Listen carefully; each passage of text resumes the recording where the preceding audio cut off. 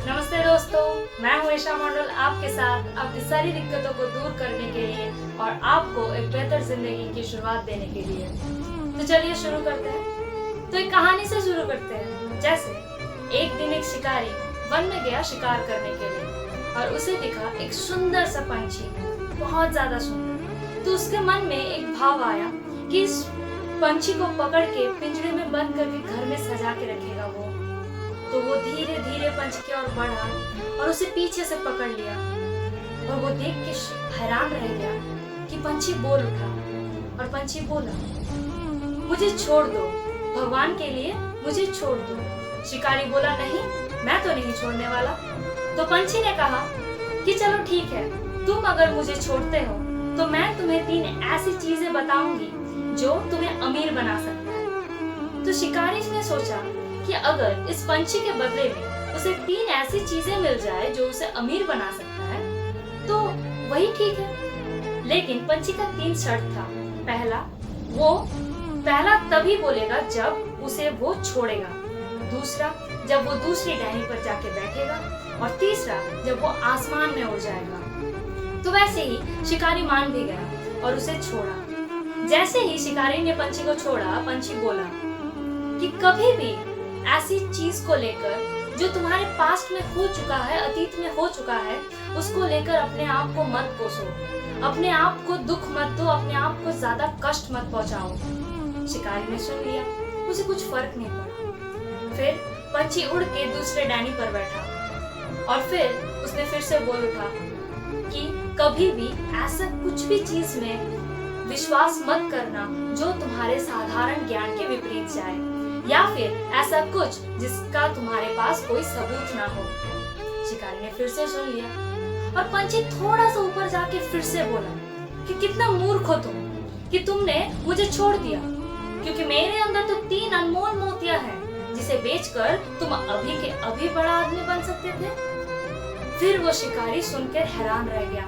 वो रोने लगा, अपने आप को कोसने लगा, अपने आप को बोझ समझने लगा, अपने आप को कष्ट पहुंचाने लगा और ये सोचकर कि मैंने इस पंछी को क्यों छोड़ दिया। अगर मैं इसे मार देता तो मुझे 3 अनमोल मोतियां मिल जाते जो मुझे अमीर बना सकते थे। हट पर तभी पंछी हंस उठा और फिर शिकारी ने कहा, चलो ठीक है, 3 मोतियां ना सही, अपना आखिरी सलाह तो देती जाओ। फिर पंछी ने बोला, तुम तीसरे की बात करते हो? पहला तो मैंने जो बोला उसने तो तुम्हें अभी अभी कुचल दिया। जैसे मैंने पहला बोला था कि कभी भी अपने आप को अतीत के कोई भी काम के लिए मत कोसो, मत दर्द दो, मत कष्ट पहुंचाओ, अपने आप को बोझ मत समझो। लेकिन तुमने मुझे छोड़ने के बाद वही किया।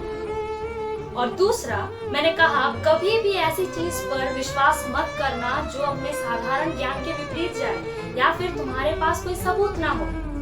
और तुम्हें ऐसा लगता है कि मुझ जैसे साधारण से पंछी के अंदर 3 मोतियां होंगे?